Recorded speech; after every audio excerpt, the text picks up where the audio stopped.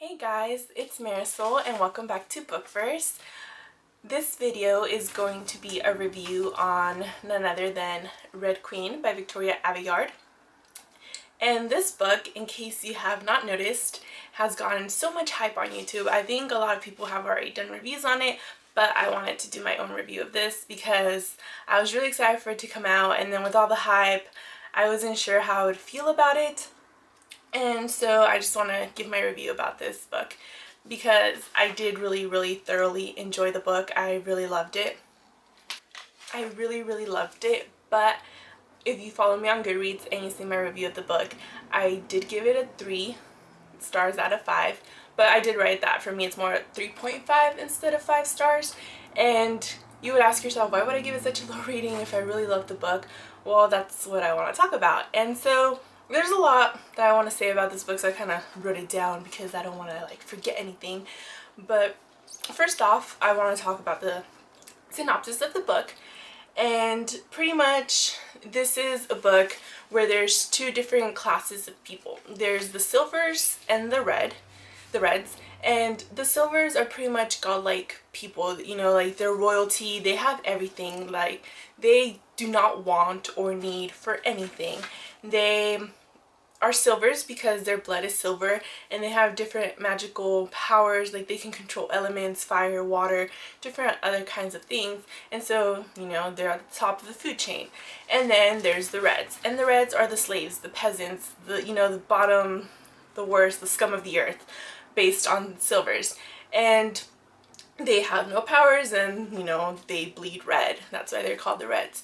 In this book, Red Queen is told from the protagonist's perspective, who is Mare, and she is a red. You know, born red, she bleeds red, whatever. But for some reason, she has powers. And you can't be a red and have powers. Only silvers have powers. So already she's an anomaly. She's, you know, something different, a miracle, whatever you want to call it. And so it is interesting. Just the synopsis alone, it made me want to read this. I was so excited for it when it came out. You know, I bought it right away and I read it this month. And it is her debut novel. So keeping in mind that it's a debut novel, I try to keep also an open mind. I didn't want to be let down, and with all the hype, I tried to not look at any reviews or let any of that influence me. So okay, that's what the synopsis is. And next I want to talk about the characters, because there are very many interesting characters in this book. First off, like I said, Mare, she's the protagonist, and she's strong. Like, she struggles with her identity, especially because, you know, how can she have powers if she's a red? Like, she doesn't understand why. She wants to know why, like who she is, what's going on. She doesn't like the, you know, what's going on with society, how silvers, you know, are way better off. She steals, she's a thief, she pickpockets, and just she sees how horrible the world is, and she doesn't like it, and she wants to do something about it, but she's also struggling to find her identity. And so she's a really strong protagonist, a really strong female character, and who doesn't love that? Like, she reminded me a little bit of Selena from Throne of Glass. So I like her. I mean, she does have her annoying moments. She is a teenage girl, but overall, awesome. The other two characters are Cal and Maven, and they are the princess. Princess? I can never say that because princess and princess, I don't know. Okay, but Cal is the heir to the throne, you know, one of the royalties. He is a silver. He is the king's son from his first marriage, and Maven is his stepbrother, who is the king's son from his new marriage. And they are completely opposite. They seem like they get along. They are good brothers. Cal loves his brother, but Cal shines, and Maven is always in his shadow. And so they are the two main guys that kind of will go on a love triangle, I would say triangle in parentheses, with Mare. And aside from them, the other main character, which I would call him a main character because, you know, he is someone that shares Mare's life when she's still a red, when she lives, you know, with her family, with the dirt and the poor, and like he has known the same struggles as her, and his name's Curlin. I don't know how to pronounce his name. I don't know how you would say it. If you guys know, let me know down below. But he is Mare's best friend. They've known each other since childhood. he's like one of those people that if nothing interesting happened to her and life just went on as it is, she would have probably ended up marrying him. So, you know, she probably sees him as the man she'll marry someday, but then, you know, without a story, nothing would be interesting, you know. So we'll see what happens with them. So it's kind of more, there's more than just a love triangle, you know, going on there. And so those are the characters, and they are all very interesting. I hated Maven off the bat. I didn't trust him. I did not like him. I guessed who Cal is when he first appears. I knew it off the bat. Just the moment he came into the book. It was no surprise to me. And Krillon, how do I want to just say that? Krillon? I don't know, that's an ugly name. I don't know how to pronounce it. Him, I like, but I don't always agree with him, but he is still a good character. Next big thing that I do want to mention is the world building in this book, because the synopsis is interesting, the stories, the character, everything is really good, but the world building, after I read this, I saw the video that Lainey from Ginger Reads Lainey did, and her book group, their like discussion about it, and apparently Victoria meant for this to be kind of like more of a dystopian Roman Grecian society, and while I read this, I got nothing like that at all. So when I heard them talk about that, I was like, wait, what? I did not even picture that. But when I heard them talking about it, and I realized that that's not what I pictured when I read the book, I realized that I had a hard time picturing this world while reading it. When we're in certain places, like at the palace or on the river, or when Maven's back home, I can picture those scenes as they're described, but as the world, like there's no map in here. We don't get a map. And with sci-fi, it's good to have a map because then you can kind of picture the layout in your mind and see how everything interacts. And we don't have a map.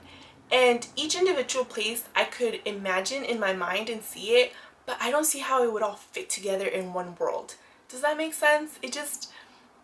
They're interesting places on their own, but they just don't, in my mind, they don't mesh well together. So the world building, it was kind of confusing for me. I didn't understand it. I did not get dystopian Roman Grecian whatsoever. I mean, I understand how maybe she tried to have some Roman stuff in there based on some building structures that are described, but overall, not what I got at all.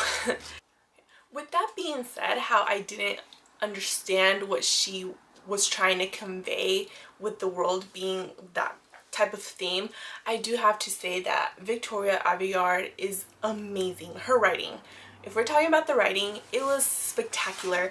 It was perfect. The pacing was good. It completely flowed. The chapters were the perfect length. They weren't too short, they weren't too long. It just moved smoothly throughout the story, and that's great, because sometimes the writing can make a book, you know, like the writing, it's what makes or breaks a book. And sometimes the writing can be okay and bearable, and sometimes it's awful, but her writing is just perfect. The pacing, everything was amazing. I think she is a wonderful writer, and I can't wait for the next book, because I do want to continue the series just because of her writing. Like, I think that depending on how the series goes, I don't know if I'm gonna love it or hate it completely as an entire series, but I would still read any other stuff that she wrote just to get a, you know, like a taste for it, because I did enjoy the writing very, very much. The romance wasn't built really in this book, which is another thing I want to talk about. And even though I like Mare and Cal together, just, I don't know why, the minute they interacted, I just saw her being with him, because I don't think he's like all the Silvers. I got that off the bat. I think he's very, very different.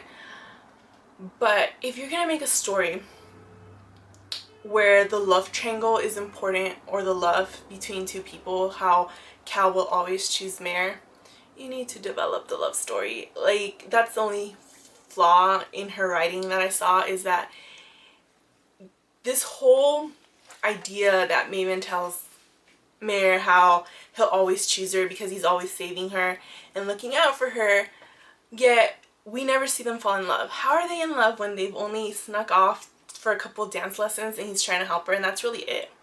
But he's so into, like, even though he's different from Silver's, he cares about his position, he cares about his people, and we don't see them really, really, truly fall in love to the point where he would actually be willing to give all that up for her. So why? Like, if you're gonna have a romance that is that important and that deeply rooted, you need to develop it and show us. It has to happen on screen, not off screen, because then it's not believable. So that's the big thing. And so even though I kind of like them together, I don't really see her with anyone yet, to be honest. Like, at this point, after reading this book, it's a toss-up. Hell, I'm not even sure she would end up with any of the guys that she has as options in this book. Okay, so now that I've said, kind of talked about a little bit of everything that I did like about the book, you know, the characters, the synopsis, the writing, all that I did love. Now, the reason why I did not give this a better rating is because of all the things I disliked about the book. And there was a lot of things. The biggest issue that I have with this book is that, you know, when you're reading a book, sometimes you're reading something and you're like, oh, that kind of reminds me a little bit about this other book.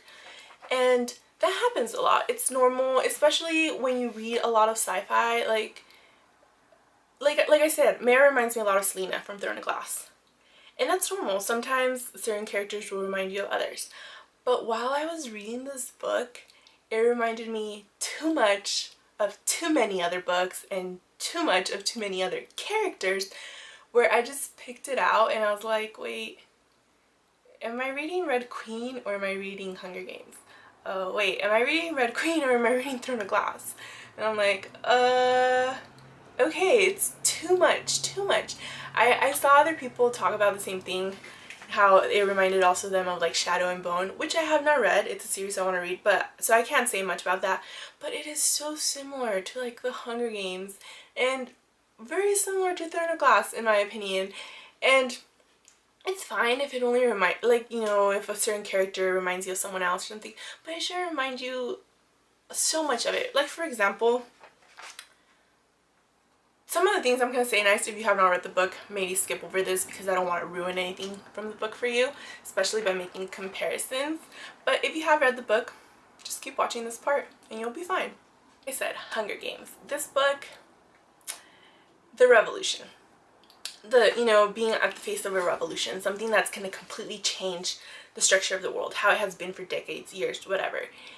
That is like the Hunger Games. I mean, that's what Katniss is. Katniss is the face of the revolution. She's used as that. That's what Mare is. I mean, you know, a silver that was raised in the red world, and how, like, the Reds are supposed to follow her, and they make her do that exact freaking speech to address the Reds of why all these new rules will be enforced and how they should follow them and how it's the great thing for the Reds, and they use Mare for it. I mean, she's Katniss. That entire moment when she's giving that speech, with the entire idea of using her to their advantage, stop the Scarlet Guard, who are a revolutionary group that's trying to, you know, like, start a revolution and make things change. I mean, it's just like Hunger Games. It's the exact same thing. I mean, maybe not word for word, obviously, the speech and stuff, but it's the exact same concept. And then going on with that, when we look at the characters, Mare is a lot like Katniss. Curlorn, whatever, it's a lot like Gale.